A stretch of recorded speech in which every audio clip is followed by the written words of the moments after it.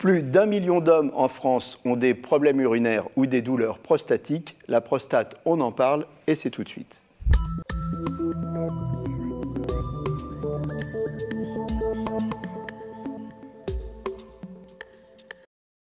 Je suis avec le professeur François Desgrandchamps. Vous êtes l'auteur de La prostate, on en parle. Alors, il y a tout un tas, il y a toutes les questions qu'on peut se poser sur la prostate. On va en poser quelques-unes sur le plateau. C'est aux éditions Hachette. La prostate, on en parle. La prostate, qu'est-ce que c'est ? C'est une glande qui sert à la reproduction. La particularité de cette glande, c'est sa place. Elle est placée juste sous la vessie avant la sortie des urines par la verge, puisqu'il n'y a que les hommes qui ont une prostate officiellement. Et cette particularité, c'est que c'est une glande qui est percée, elle est creuse. L'urine passe au milieu pour sortir. C'est avec le chien, l'homme, c'est le seul animal à être construit comme ça. C'est tout à fait rare. Vous avez dit que ça sert à la reproduction, c'est les testicules qui servent à la reproduction. Pas seulement, parce que les testicules font les spermatozoïdes, mais les spermatozoïdes ont besoin d'un liquide pour vivre entre l'éjaculation et la fécondation. Donc quelques instants seulement. Ce liquide est fait par la prostate et par les vésicules séminales. Donc justement, le rôle de la prostate dans l'éjaculation, c'est de mélanger les trois composants du sperme, qui sont, donc vous l'avez dit, ce qui vient du testicule, c'est les spermatozoïdes, mais c'est que 10% du volume. La prostate, c'est 10 à 20% du volume, et ce sont les vésicules séminales qui font 70% du volume du sperme. D'accord. Et donc pendant l'éjaculation, tout se mélange au milieu de la prostate, et la prostate se contracte pour tout faire sortir, ce qui explique que quand les patients ont des problèmes de prostate, souvent l'éjaculation est altérée. D'accord. On dit que les femmes ont une prostate aussi. Oui, on le dit, c'est vrai. C'est un peu confidentiel. Elle est toute petite. Ce sont quelques glandes résiduelles. C'est ça ? Oui, parce qu'en fait, lors de la différenciation sexuelle pendant la grossesse, au 3e mois, tous les organes masculins se développent et chez le fœtus féminin, ça s'atrophie.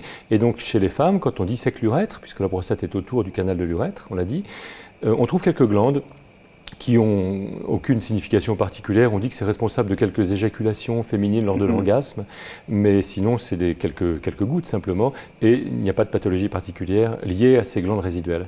Éjaculation lors de l'orgasme, on y revient. On dit que la prostate, c'est le point G de l'homme. C'est vrai, c'est un truc de journaliste. C'est surtout fantasmatique. C'est-à-dire que déjà, il faudrait se demander si la femme a un point G. Et donc, pour avoir repris pour le livre les travaux de Grafenberg, qui était un gynécologue, qui, G comme Grafenberg, avait décrit ce point, en fait, il décrit ce point sur une dissection du vagin, où il dit que dans la partie antérieure du vagin, il y a un peu plus de terminaison nerveuse, donc ce serait plus sensible, mais je crois que c'était 2 ou 3 sujets qu'il avait disséqués, et il rajoute, d'après également mon expérience personnelle. Donc, c'est sujet à caution. Et donc il faut enrichir son expérience personnelle, ou disséquer plus de femmes, en fait, c'est ce que vous nous dites. Mais pour la prostate n'est pas innervée, donc on ne sent pas sa prostate. Vous sentez votre gros orteil, là je vous en parle, vous savez où il est. Votre prostate, vous ne la sentez pas, il n'y a pas de nerf dans la prostate. Donc dire que c'est un point G, je pense que c'est plutôt le fantasme d'appuyer sur la prostate, on sent qu'il y a quelque chose, mais on ne sait pas exactement où. D'accord. Alors on va être sérieux, on va parler des pathologies. Il y a 3 grandes familles de pathologies à peu près sur la prostate. Il y a le cancer, l'adénome et les troubles associés, et les prostatites. Alors, le cancer, on en a déjà parlé avec vous d'ailleurs, dans une autre émission qu'on peut retrouver sur la chaîne YouTube de Capital Santé. Aujourd'hui, on va parler donc de ces autres familles de pathologies, adénome et troubles associés, prostatite. C'est de ça qu'on va parler aujourd'hui. Il y a beaucoup d'hommes qui se posent des questions sur la prostate, donc on va essayer de répondre à pas mal de leurs questions. Alors d'abord, quand on a une grosse prostate, bien sûr, on s'inquiète, on se dit, ça y est, j'ai un cancer de la prostate. La grosse prostate, c'est grave, c'est pas grave. Oui, alors ça, il faut battre en brèche cette idée-là. Avoir une grosse prostate, c'est normal. Quand on a 65, 70 ans, tous les hommes ont une grosse prostate. La prostate commence à regrossir naturellement au moment où les cheveux commencent à blanchir et à tomber, 55, 60 ans. La prostate grossit. Ils blanchissent, mais ils ne sont pas encore tombés. C'est naturel, c'est naturel. En fait, c'est ne pas avoir une grosse prostate, qui c'est presque anormal. La grosse prostate, c'est une évolution normale de cet organe. Simplement, ça peut gêner les gens quand la grosseur se place vers l'intérieur, puisqu'on dit que l'urine passait au milieu. Si la grosseur se développe vers l'extérieur, dans le petit bassin, ça ne gêne personne. Donc si ça se passe vers l'intérieur, on aura du mal à uriner. On va avoir du mal à uriner, ça va bloque la sortie de l'urine, et donc les hommes sont obligés d'attendre, de pousser, il y a des gouttes retardataires, le jet est faible. Tout ça sont des signes d'obstacle sur le canal central de la prostate, parce que la prostate un peu trop grosse l'écrase. Mais encore une fois, si la prostate se développe vers l'extérieur, majorité des hommes, il n'y a que 20% des hommes qui ont une grosse prostate qui le sentent, qui le savent. Et donc il ne faut pas rendre les gens malades avec des examens complémentaires comme une échographie qui vous dirait « Oh là là, monsieur, vous avez une prostate de 80 grammes, c'est pas normal ». C'est normal, c'est l'âge. Et pour pousser un petit peu le raisonnement, il y a même plutôt une protection vis-à-vis du cancer. Plus les prostates sont grosses, moins il y a de cancer. sans qu'on sache vraiment pourquoi. Donc avoir une grosse prostate en soi, ce n'est pas une maladie. C'est normal. Les troubles urinaires, on en a parlé un petit peu avec la grosse prostate, donc on peut avoir du mal à uriner. Et les troubles urinaires, c'est souvent un signe de dysfonctionnement. Oui. Un trouble urinaire, qu'est-ce que c'est déjà? Qu'est-ce que c'est qu'uriner normalement? Oui, il faut commencer par ça, effectivement. Uriner normalement, c'est aller uriner jusqu'à 6 fois par jour et 1 fois par nuit à partir de l'âge de 50 ans.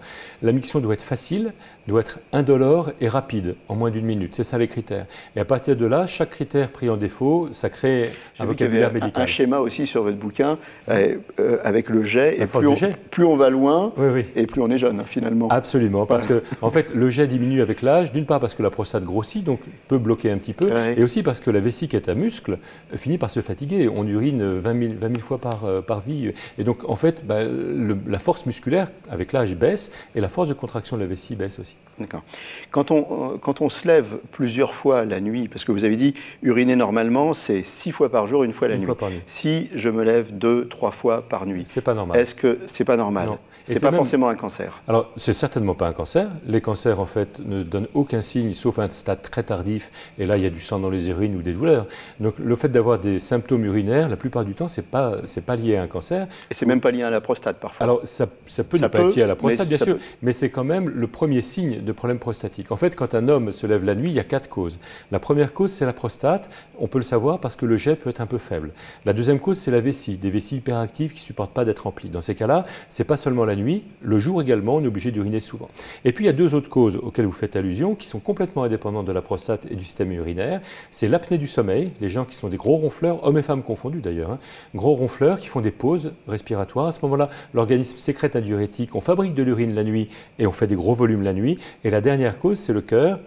Quand le cœur est un peu fatigué, vous savez que le cœur droit, ça remonte le sang depuis les membres inférieurs. Quand le cœur est fatigué, le sang stagne dans les membres inférieurs et pendant toute la journée, on a peu de volume à filtrer. Oui. Et dès qu'on est allongé, les reins ont de nouveau le volume et fabriquent leur urine. Comment le savoir? Il faut mesurer avec un verre gradué d'urine, un verre gradué de cuisine, ce que l'on fait la nuit. Si on dépasse un demi-litre, donc 500 ml à 700 ml, c'est ni la prostate ni la vessie, c'est soit l'apnée du sommeil, soit le cœur, et ça évite beaucoup de chirurgie prostatique pour rien.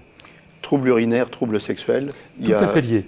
Un homme sur 2 qui a des problèmes urinaires a des difficultés sexuelles, souvent parce que c'est un même mécanisme, un mécanisme commun qu'on appelle le syndrome métabolique. C'est la sédentarité, la prise de poids à partir de la cinquantaine qui dérègle tout, bien sûr le diabète, l'hypertension, mais également la prostate. Il y a un rapport entre le tour de taille mesuré avec un ruban de couturière et la taille de la prostate. Donc plus on est gros, plus elle est grosse.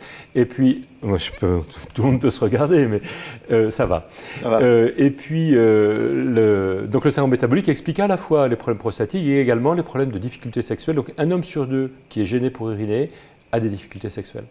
Et donc il y a des médicaments qui heureusement marchent sur les 2. Alors quand on parle de la prostate, bien sûr, on parle du toucher rectal. Toucher rectal, on préférait pas y passer. Oui. Enfin, peut-être pas tout le monde. Mais alors, est-ce qu'aujourd'hui... C'est rarement refusé par un patient. Ah oui, mais alors aujourd'hui, la question que j'ai à vous poser, avec les techniques d'imagerie, d'IRM, de scanner, d'échographie, est-ce que c'est encore utile aujourd'hui? Fondamental. C'est fondamental. Fondamental. On était encore au staff ce matin. Il y avait une hésitation sur un patient qui avait une assez volumineuse tumeur pelvienne. On hésitait entre tumeur de vessie, tumeur de prostate. Un examen très simple qui est le toucher rectal, on palpe immédiatement la prostate qui est juste à 5 cm au-dessus de la marge anale. On la palpe directement. Et on sait d'emblée si la prostate est très suspecte, très dure comme de la pierre, ou souple comme un adénome. On sait si elle est grosse ou pas. Important. Quelqu'un vient vous voir parce qu'il urine la nuit trop fréquemment. Vous l'examinez, faites un toucher rectal, la prostate est normale. Donc les 2 premières causes qu'on a dites, la prostate, vessie, pourquoi pas, mais on pensera d'emblée à autre chose. Donc c'est toujours utile. C'est pas à répéter tout le temps, mais c'est toujours très utile. Sauf choix. Sauf d'autres considérations. Voilà. La prostatite, c'est 5 à 10% des hommes qui en souffrent. Qu'est-ce que c'est la prostatite? C'est une inflammation ou une infection de la prostate. Alors il y a 2 situations très dissemblables. Il y a la prostatite aiguë, qui est comme la cystite de la femme, mais avec de la fièvre. Ça se soigne bien, des antibiotiques, ça guérit, point final. Sauf qu'il faut traiter longtemps, il faut traiter 3 semaines pour que ça guérisse bien. La prostate, c'est difficile à stériliser. Mais il y a tout un autre pan de prostatite qui sont les prostatites chroniques, des inflammations chroniques de la prostate qui se manifestent par des douleurs à ce moment-là. Pas de fièvre, c'est des douleurs entre les bourses et l'anus et des douleurs qui irradient le long de la verge, éventuellement même des douleurs qui sont limitées à des douleurs du gland. Et donc quand un malade vient voir son médecin en disant « Docteur, j'ai mal au gland », déjà c'est difficile à dire, et puis surtout on l'examine, on ne voit rien, on ne sent rien. Donc souvent on prend ces patients pour un peu des gens qui ont des problèmes psychologiques, hein. Alors que c'est la prostate qui est la cause de tout ça. L'examen clé, c'est les examens des sécrétions prostatiques après massage de la prostate, donc on y revient. Là, c'est le fameux massage prostatique. C'est pas la même chose, toucher rectal et massage prostatique. C'est rapide, un toucher rectal c'est quelques secondes, on palpe la consistance. Là, le massage de la prostate, on fait le toucher rectal et en même temps on écrase la prostate pour faire sortir les sécrétions qu'on récupère après en début de miction. Et avec ça, on sait s'il y a des globules blancs dedans de façon anormale, c'est une prostatite chronique et on peut enfin traiter les gens. D'accord. Ensuite, vous analysez, donc, et vous savez on analyse les sécrétions, absolument. Ce qui se passe. Voilà, donc effectivement, beaucoup de questions sur la prostate. Je pense que ce qu'il faut retenir, c'est la prostate, c'est pas, quand on a un problème, c'est pas forcément un cancer. Quelques questions super rapides avant la fin. L'alimentation, très important. Oui, essentiel. Alors, on entend ça partout, mais c'est vrai pour la prostate. Il faut faire attention aux graisses saturées d'origine animale, la charcuterie, le beurre, le fromage. C'est jamais supprimé, mais éviter les excès. Il faut faire attention un peu aux produits laitiers, pareil, pas en excès. Il faut augmenter beaucoup les poissons, on entend ça partout, mais c'est vrai aussi pour le cancer de la prostate. Et les fruits et légumes, avec 3 fruits et légumes particuliers, les tomates avant tout, également le jus de grenade et un peu les brocolis. Alors, il y a un truc aussi, c'est la vitalité sexuelle. Hein. Oui, ça, c'est le meilleur paravent contre le cancer de la prostate. Ça a été très discuté. C'était le fameux « on meurt par où on a péché » des gens très moralisateurs, en disant bah, plus on s'en sert, cet homme il a eu un cancer de la prostate, c'est parce qu'il avait trop d'activité. C'est le contraire. Plus on éjacule, moins il y a de cancer de la prostate, parce que dans l'éjaculat, il y a des substances qui sont carcinogènes, la spermine et la spermidine. Et donc plus on évacue ce liquide, moins il y a tant de contact entre ce liquide et la prostate, mieux c'est. Donc la barre est à 20 par mois. Mais c'est statistique. 20 par mois. Un par jour ouvrable, quasiment. Par jour ouvrable. Nous, on se rattrape le week-end. Il faut y aller. Ah bon, on fait comme on veut, on peut répartir comme on veut. Oui, c'est le cumul sur les derniers mois. Voilà. Une dernière question, dépistage. À partir de quel âge et quel examen il faut faire pour être tranquille avec sa prostate? Déjà, il y a une controverse sur le dépistage. En une minute. Faut-il ou pas? La réponse, c'est oui, il faut, mais il ne faut pas traiter tout le monde. Dans le cancer de la prostate, il y a la moitié des cancers qui sont des formes naturelles de vieillissement qu'on n'aura pas besoin de traiter. Mais pour savoir si quelqu'un a un cancer à un stade où on peut le guérir, il faut le dépister avant qu'il ne parle. Et donc, c'est une prise de sang, c'est le dosage d'une substance qu'on appelle le PSA à partir de 50 ans. Ouais, à partir de 50 ans. Eh bien, écoutez, hein, j'espère qu'on a répondu à de nombreuses questions. Je pense qu'il y en a plein d'autres. Alors, dans ces cas-là, il faut acheter votre livre, La prostate, on en parle, par le professeur François Desgrandchamps, chez Hachette. Je vous remercie. Je vous dis à très bientôt. Merci. Et d'ici là, portez-vous bien.